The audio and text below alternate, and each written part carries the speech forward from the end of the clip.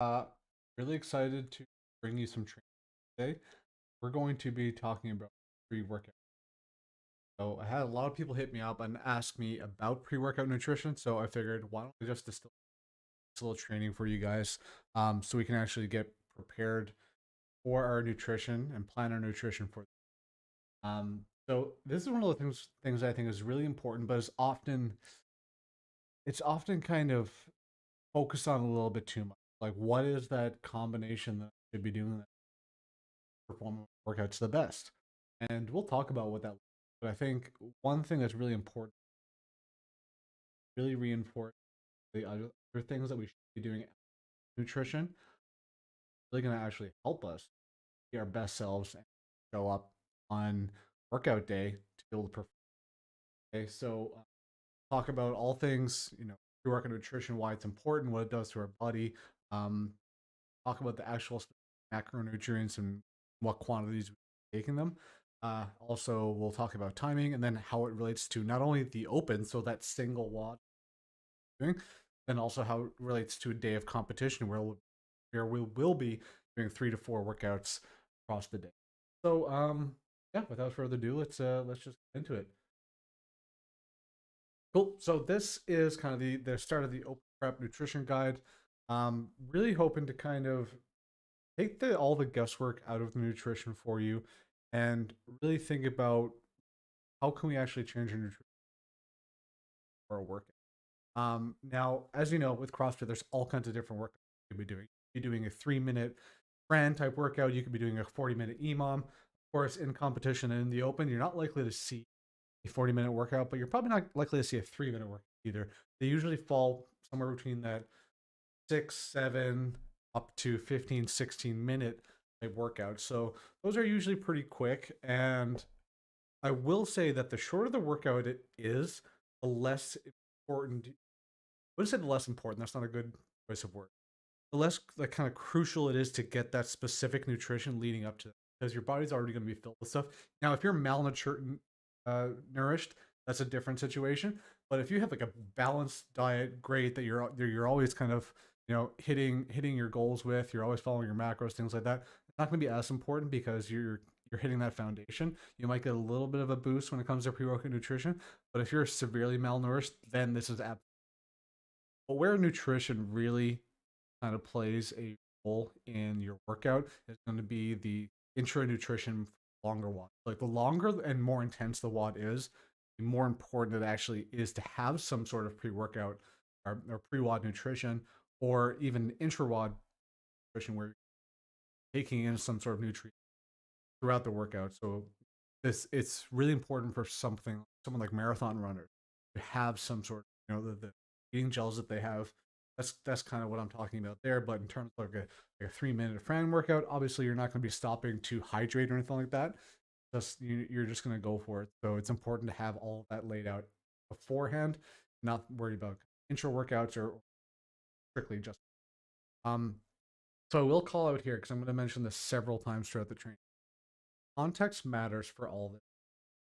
So, it depends on your personal preferences, it depends on your biology, depends on, whether you like certain foods or not, you're like to work out and do metcons fasted. If it's a long workout, a short workout, if it's the summer, if it's the winter, if it's hot, if it's cold, all of these things are going to play a factor in what your nutrition looks like. The biggest example is like right now, cool out, it's in the winter, you know, hydration is not as important as it would be in a competition day in the middle of July or August. I talk to a lot of people that live in Texas, Florida, things like that. When they do competitions, the dead of July and August, you better believe that you should be hydrated. Maybe hydration even bigger role as a nutrition, but that's besides the fact. I just wanted to reiterate that your actual personal preferences and the situation at hand is really going to play take into these take these things into account before kind of take what I say with a grain of salt, because your personal preferences will play probably a bigger factor. For example, I know that if I were going to do an open water, any WOD for that 7 a.m., I am not going to eat, especially if it's a metcon. If it's some lifting, some barbell work, not a big deal. However, if it's like like straight, monostructural metcon where I know I'm just gonna get my ass kicked, there's no way I'm gonna be able to eat unless I'm gonna be eating at like 4, maybe 5 a.m. Then I might be able to be ready for it. But I just feel nauseous. I find that I perform best in the morning fasted. That's a competition day that would look different. Beating a dead horse, but you get the point. Um, so another thing to reiterate here before we actually get into the training, that the basics are the best thing that you can possibly do. Okay. I always make a point that we talked about being malnourished earlier, that if you have an absolute garbage diet and then you're thinking that you can just eat a pack of Skittles or Starburst or something like that before a workout, say you got your carbs, so you're good to go. That's not really the case, right? Yes, you're going to get some sugar and glycogen into your muscles, into your bloodstream, which will help. But ultimately, having a well balanced diet is like step one, and that is the absolute foundation.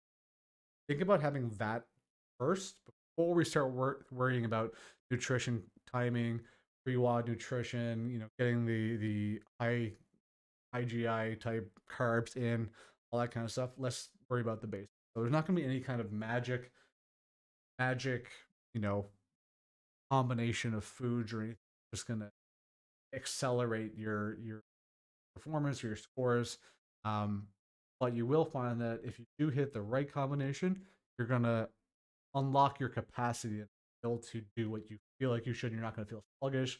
Of course, there's all other kinds of factors that are going to go into whether how you feel during a workout, but specifically, we're just going to talk about nutrition.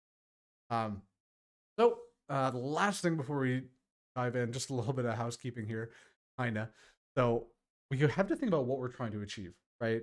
Um, it's not just performance that we're trying to achieve. There's a whole kind of host of sub things we're trying to achieve. When I talk about that, what I mean is like we're really trying to not only like get the energy levels that we have, unlock that, but then also maintain that over time, right?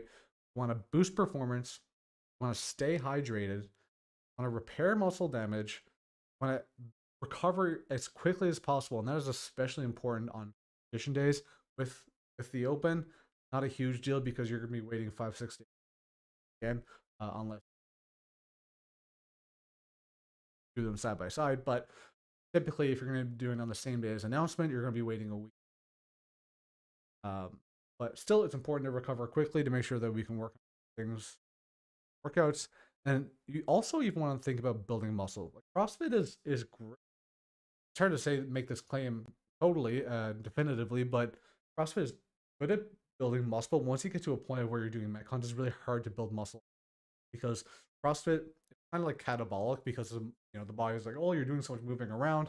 Now you have to be strong in certain positions and things like that. But if you're continuing doing metcons, it's hard to build a lot of muscle. Right? So having your nutrition in a specific place where it helps you build muscle, gain muscle, very important, especially with. So let's get into the actual nutrition side. So we kind of think about all of these nutrition pieces, macros popular. So I think it's a really good idea to think about all three of those major macros. You hear everyone talk about carbs, workout nutrition. Carbs are absolutely essential. We'll get into that. I'm sure out there that do a low carb or maybe even a no carb diet, and that's good.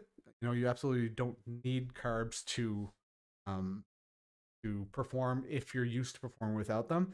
However, I would say if you're leading up to a competition and you are a carb eater, it's not a good time to then go low carb or no carb. So if you're used to carbs, absolutely. But get into protein first. So why is protein important? So first, it reduces muscle damage and degradation from intense and catabolic breakdown, PreWOD, right? So if we have adequate protein, are less susceptible to degradation and breakdown. We will actually boost muscle building. If we get enough protein, we'll have a muscle building process, and the amino acids will actually be processed and ready for when.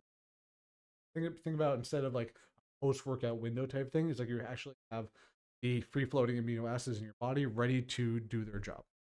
We're also going to enhance recovery by preventing muscle damage, kind of like earlier, thus reducing our need for recovery.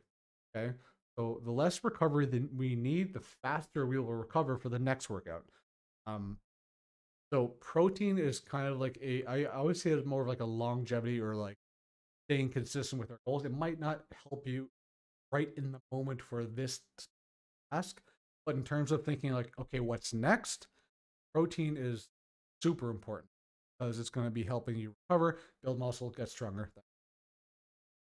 So now let's talk about carbs. So this is kind of the essential one that everyone really talks. So getting enough of this macronutrient prior to your WOD is going to help you boost performance by having your muscles filled with glycogen. They're going to be ready to be used. Your full liver and muscle glycogen is actually going to communicate to the brain that you're full, right? So you don't even have to think about possibly eating, getting anything. It's like you're completely satiated in your body, so that your mind can focus on the task at hand. Um, Carbs actually help synthesize protein as well, which actually helps build muscle. Having carbs in addition to protein, really good. We'll get in more into carbs and specific carbs will actually help you in a bit, but we'll continue talking about it. So, what about fats, right? The carbs is definitely number one when it comes to performance, competition, of course.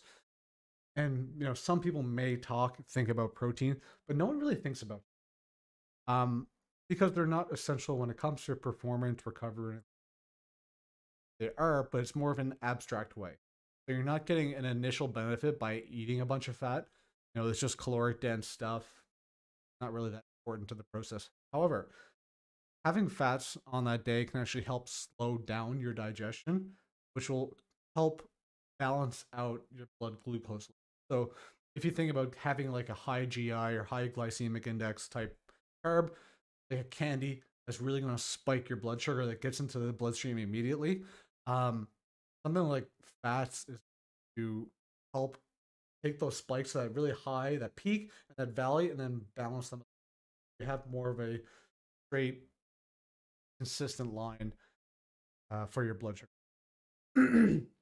Having a bit of fats now, of course, it's really you're when you are eating protein, eating carbs. If you're having a balanced meal, you're likely to get some fats in anyway, and that's what I kind of mean. It's good to have whole foods because you'll have some of that in there anyway. It'll just help you slow down your um, digestion a little bit and keep those energy consistent rather than just spiking, riding that wave, and then crashing.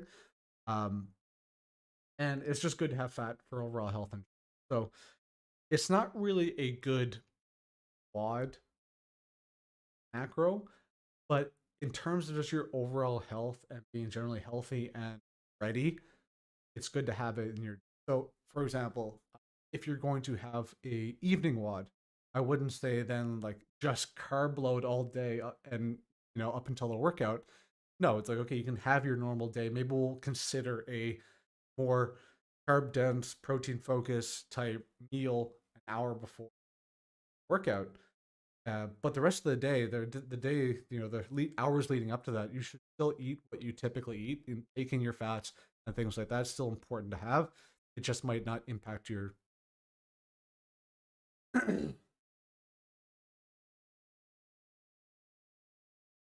Okay, so I'm gonna give some examples of foods. You can absolutely calculate this yourself. I'll give you a specific metric that we're going for in terms of where our macronutrients. But this is just some examples of good whole foods that we have for early morning workouts, day WODs, or snacks that you have pre-workout if you're more of like a peckish light eater and you don't want anything heavy for a workout, or something like a competition where you might want to snack in throughout the day, your energy level um, consistent. So for early morning WODs, having a good breakfast with like eggs, a breakfast meat, something like that, hash brown, or maybe even like a breakfast sandwich, some toast, that kind of thing. So that way you're getting a carb source as well as protein. You'll see that everything I talk about here is going to have protein, carb source, and that as well. You can get that just by eating. Another one is like toast with jelly and peanut butter. So you're going to have that um, more of a complex carb with the bread with a very simple jelly mixed with a fat of yeah, somewhat of a calorie dense type food. as well as a high glycemic and a low. Great competition or great combination. So third, you'll have like oats and protein powder. So you'll have your quick digesting oats, which is great for a carb source, and protein powder. PreWODs, chicken and rice. I say it's kind of just like something simple. You have your straight basic carbs as well. Of course, yeah, everyone loves chicken and rice. Um, I always try to keep these as consistent, right? Just very simple stuff that's probably fits into your diet rather well, or you already eat these things. So you're not trying anything new. That's one thing that's really good to call out is that leading up to a workout, if you're going to do an open in an hour or two, it might not be a good time to experiment with foods that you're stick with something consistent that you know very well. You know how your body reacts. You're good with ground turkey and wrap with there's nothing in there that's cause you grief, give you an upset stomach or anything. I'll talk a little bit about that in a bit. But very basic stuff here. Snacks as well, protein and the carb shakes. So you can actually get powdered carbs that you can put into a shaker as well. A super shake smoothie with fruits, veggies, protein, all that stuff. PB&J sandwich is one of my favorites because it's something you can take on the road, have in your bag, and you don't need to heat it up or anything like that. Straight eat it there. Um, and trail mix with cereal and candy / chocolates is really good as well because as long as you focus more on the carb portion with like the cereal for filler instead of just straight trail mix, you don't want just nuts or anything like that. But you'll have candy and chocolates in there, quick spike of your blood sugar as well as fats in the nuts, and cereal for a little bit of a slower burn with you. So with all of that said, I kind of just gave you basic foods that you can eat, some ideas. All with all that being said, really what we're shooting for is, and this is kind of what I could kind of capture this one piece of the thing and put that out as something that's helpful as an answer, like what should I eat, or how much should I eat before a workout, when should I eat it, like 20-30 grams of protein, 40 to 50 grams of carbs, 0 to 60 minutes before. Okay, I gave a little bit of a window there. Basically what we want to do is have some protein, some plus a little bit more of carbs, somewhere between, probably not 0, unless that's just the way you roll. But I would say within an hour before your workout. Doesn't have to be straight before, but within an hour is typically where you'll see most of. Here's where we want to talk about, things like that.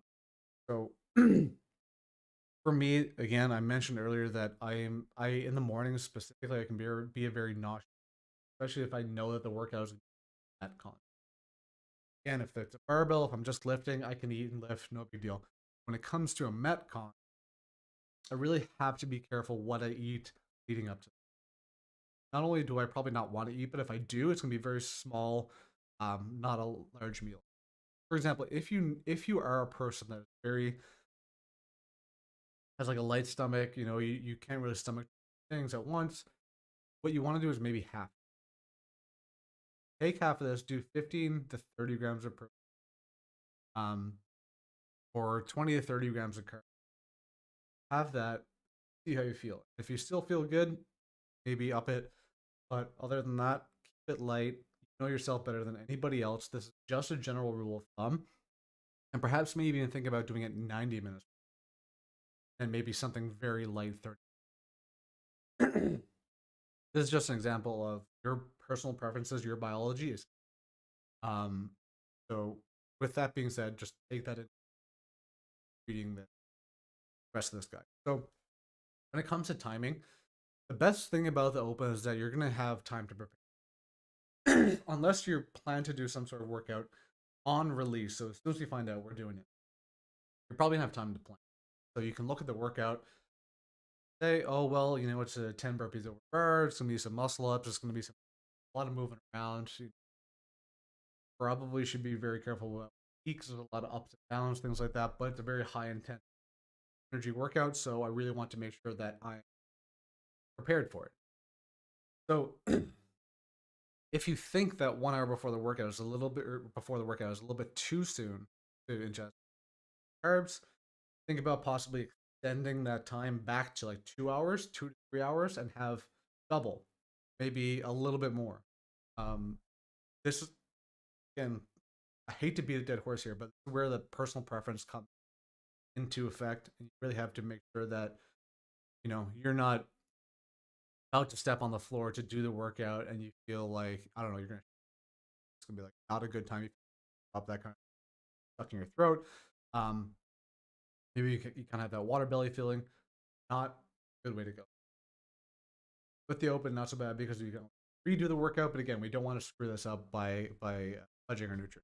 So let's make sure that we remember that. Competition. So basically, the competition, exact same principle. However, they are just repeated throughout the day, right? So again, with the competition, the good thing about competition is that we likely most competitions you will know beforehand what it is that you're doing. So you'll know that you're in heat 2 at 9 a.m., you're in 5 at 12, and you're in heat 8 at 3. So you have 3 hours between each workout. You know exactly when you can. Okay, I'm going to eat at 8, I'm going to eat at 11, and I'm going to eat at 2. Yeah, absolutely. So you can have those pre-planned meals. You can prepare them. You can measure them. 20 to 30 grams of protein, 40 to 50 grams of fat, a little bit of fat, 40 to 50 grams of carbs, and a little bit of fat if you like. And it's all just measured out for you. Perfect. Um, but then you also might want to think with a long day of training where you're possibly doing 3, 4, 5 workouts, that not only do you have those main nodes of nutrition throughout the day, but you're also going to have a little bit of like a slow trickle, almost like an IV of carbs coming in. So this is why like a lot of people eat, because high glycemic index food like candy, gummy worms, gummy bears, Skittles, whatever it is, a little bit of candy to make sure that you're keeping your energy levels high, um, and your blood sugar high for these kind of. It's a really strange environment being in that competition where you're having a high energy output, then you're coming down, crash, and then you're trying to maintain and not crash before your next workout in a really tough, but this is where you can kind of use that knowledge of the high glycemic foods and how it affects your blood sugar to then if you're gonna be eating candy, yeah, of course you can have it like kind of a little bit closer to the workout. I would say a couple of minutes before to make sure that you are spiking your blood sugars. It's totally fine as long as we do have those base levels of food throughout the day. I wouldn't suggest that anyone just kind of eats one big meal early in the day and then just supplements on candy throughout the day. Yeah, it's good for carbs, it's good for energy levels, but you're likely going to have crash, and then you'll also have no nutrients in your system to prevent that recovery crash that you might. Candy is also really good too because it can be easy on the stomach. Very, you can get a very high effect of blood sugar response with a very little volume of food. It's nice, but you also have to be careful because you can where they get yummy. It's really easy to overeat um, on these things, and I'll call it as well. That this is really important during well, and then you might want to include like an electrolyte drink. This is I know it's kind of weird because like we think about nutrition as eating, but also we have the hydration, you know, subtext in there because hydration is part of nutrition. So in the summer and during competition, you really want to make sure that you are hydrated. Talk about a little bit about that again, but make sure that you are hydrated, especially in the summer where you're likely, even if you're not working out, you're probably sweating a bit. Always be drinking water. Always be drinking electrolytes and things replenished, as well as things like candy on top of your base level. So with all that being said, there's a couple of things that I really want to talk about that have almost nothing to do with nutrition. I know I just mentioned hydration as nutrition, but it's kind of like a tangent of nutrition. Um, Again, going back to the beginning of the training when I mentioned that outside of nutrition, there's all kinds of things that we can do, and we can't really depend on nutrition saving grace if everything else, when it comes to sleep, hydration, stress, our nutrition in general is just garbage. And then we go, well, this morning I'm just going to carb load and I'll be fine. It might help, but when we want to perform our best, I think it's important to get the absolute foundation of health complete first. Then we can think about that level 2 of nutrition timing specifically to help us peak at going into a workout. So hydration, super important. I mentioned, 3 to 4 liters of water a day, especially. That's just regular. So if you're doing that one-off WOD, 3 to 4 liters of water a day, yes. Competition, probably more. It's summer in competition, even more. It's I think I remember getting caught in kind of a bad spot summer comp where we had, I think it was only 3 workouts that day, but it was blistering hot, and I think I drank 3 liters, but it was nowhere. I probably should have, because it was so hot that I was sweating all day. We're on a hot turf field that it got up to like 40, 45 degrees. It was bad. So make sure that you are getting hydrated. Sleep is another big one. It's better that you're consistent. Like the night before, yes, you need to get good sleep.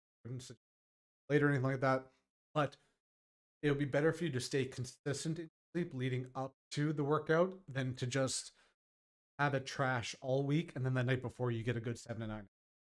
Try to be very consistent in your sleep, getting the 7 to 9 hours a night leading up to the competition throughout the open. And that would be the best thing. Sleep is by far the best thing when it comes to recovery, so you need to make sure that it's on point. Stress. Your body needs to be primed and ready to take on a lot of physical. A lot of people think, like, oh, what does that have to do with my other stresses? Well, there is a thing that we call allostatic load, which is kind of the combinations of all the stresses in your life. They kind of overlap on each other, right? So if you're having a very stressful day emotionally, um, mentally, some maybe like a high physical stress job that's also going to play a role. All those things that are going to weigh on you in a certain way are going to inhibit your ability to recover. So if you can't recover, that's going to be very hard to perform. So really make sure that we want to reduce and manage stress as much as possible in all forms leading up to competition so that we can actually. And lastly, the most important thing is consistency.